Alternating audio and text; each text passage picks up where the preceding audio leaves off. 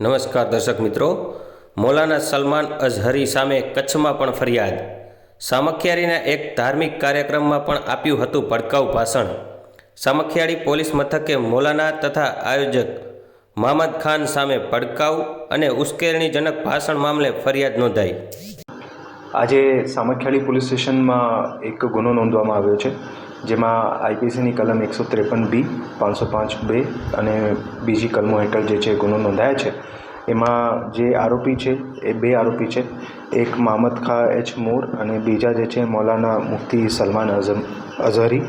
એ બંને વિરુદ્ધ જે ગુનો નોંધાયા છે એમાં જે બનાવ છે 31/1/2024ના રોજ સવારમાં જે સામખિયાળીમાં ત્યાં જે એક પ્રોગ્રામ રાખવામાં આવ્યો હતો અને એ પ્રોગ્રામમાં જે ભાષણ જે આપવામાં આવ્યું હતું એમાં જે ભડકાઉ ભાષણ હતો એ અનુસંધાને પોલીસ દ્વારા એ આઈપીસીની કલમો હેઠળ ગુનો નોંધવામાં આવ્યો છે અને અત્યારે જે છે તપાસ એમની ચાલુ છે.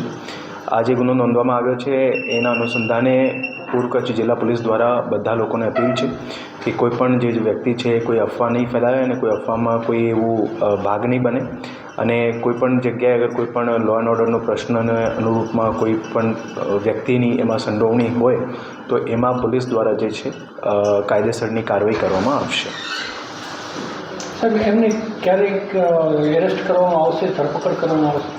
અત્યારે જે એક આ જે મૌલાના જે આરોપી છે એ અત્યારે જૂનાગઢ પોલીસની કસ્ટડીમાં છે, એટલે એમનું જે પ્રોસેસ જે છે પૂરો થશે એના અનુસંધાને પોલીસ દ્વારા આગળની કાર્યવાહી કાયદેસરની કરવામાં આવશે. તરફની મોડી ફરિયાદ થવાનું કારણ શું છે?